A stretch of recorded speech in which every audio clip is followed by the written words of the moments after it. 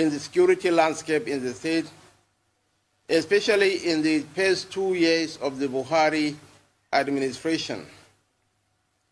But since then, the security situation in the state has been deteriorating, and it's high time that the federal authorities should fine-tune the security architecture not only in the northeast of region but across the whole federation for us to have an enduring peace in the fatherland. But we are not doubting the president's commitment. We are not doubting his passion.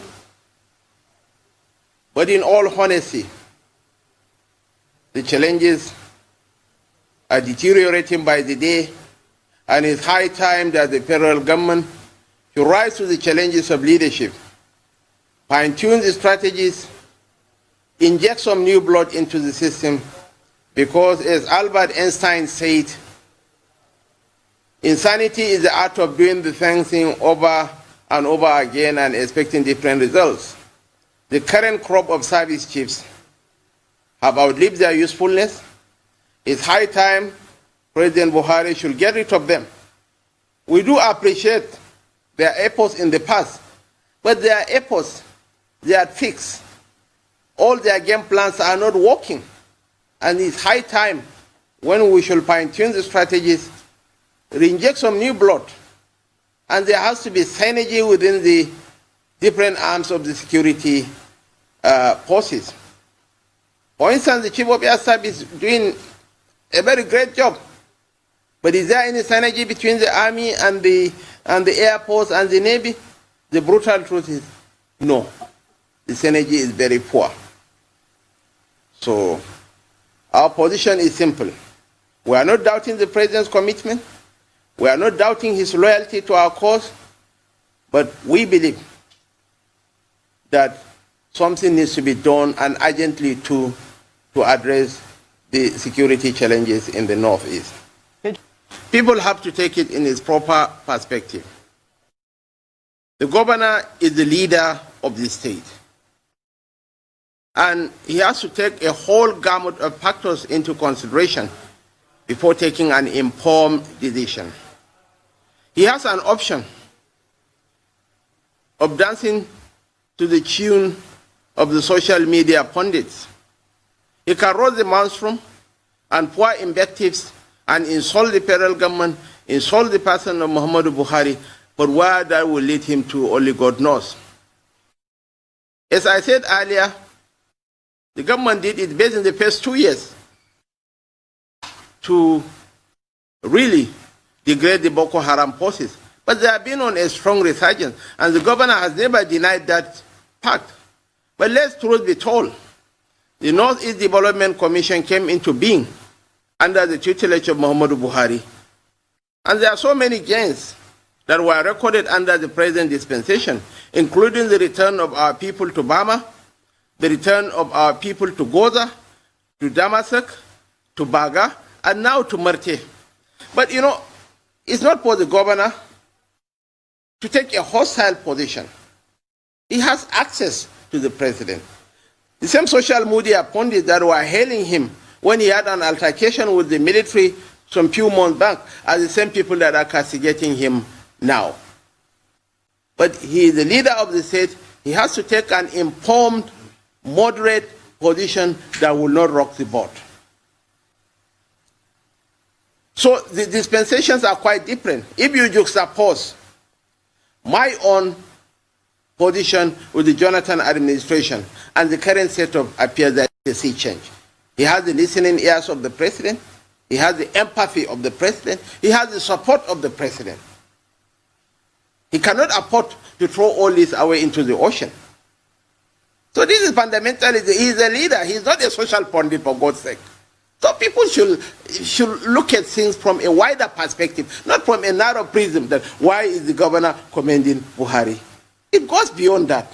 It has to do with the lives of 6 million people, not 20 million glitterati, not 20 million people on Twitter, not 20,000 Twitter warriors, or even 100,000 Twitter warriors. So he has to take an informed, moderate position. And in all fairness to Muhammadu Buhari, we are not questioning him. We are not questioning his commitment to the cause of our people. We are not questioning his passion for restoring peace in the Northeast. We respect him, we cherish him, we love him, but we don't deify him because deification is God. Buhari is not God. If there are things that need to be corrected, we are going to point it out to him clearly, unequivocally, unambiguously, but without playing to the gallery. That is the position of my governor. We witnessed a sea change in our security fortunes in the past 2 years of the Buhari administration. Things are backsliding into the former state of affairs, and I moved a motion in the Senate advocating for far-reaching changes. But the governor took a holistic perspective of the whole issues because the security challenges need to be addressed from an economic front, from a military angle, as well as from a social perspective. And this is why he said, yes, the government has done its best, but a lot still needs to be done. With the fact that they have given their best, but their best is no longer enough. Shehu Usman Ali Shagari, the much demonized and hated and vilified Shehu Ali Shagari, had 3 service chiefs in his 4 years of stewardship. He started with Alania Kirinade, he subsequently had Gibson Jallo, and before his end of tenure, he had Mohamed Inua Wushishi. Obasanjo, in his second coming, started with Victor Malu. He had Alex Obomudia, subsequently Martin Luther Agwai, before he finally had Owoye Andrew Azazi as the Chief of Army Staff. Jonathan Yer-Adua started with General Luka Yusuf. Subsequently, they had Bello Dembazo, Abdurrahman Bello Dembazo, then Azubuke Hijerika, and finally Kenneth Minima. In 8 years, they had 4 service chiefs. The current Chief of Defense Staff is cost 25. He's in his 41st year of service. Is he so indispensable? The current Chief of Army Staff is cost 26. The current general, the current major general did not meet them in the NDA. Are they so indispensable? Nobody is indispensable. And the definition of insanity, according to Albert Einstein, is doing the same thing over and over again and expecting different results. So we believe that morale is high. There is the need for reinjection of people with new ideas, with fresher perspectives to come and address the issue. By June next year, course 35 are going without reaching the pinnacle of their careers. So justice, equity, and fairness, even common sense, demand that these service ships should go, and will continue to emphasize. We are part of this government. We brought this government into being. But we have a moral responsibility to tell truth to power when needs be. And precisely, we are not hostile to the government in a technical sense. We are not antagonistic to the Buhari administration. But we have the right. We are representing a constituency. We are representing a people. Over to your question pertaining to the support of the people. Yes.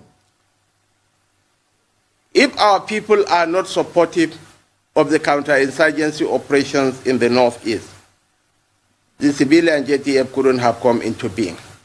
They have sacrificed their lives, they have sacrificed their properties, their families, and everything to see that we have an enduring peace in the motherland. Our people are fully supportive of the counterinsurgency operations.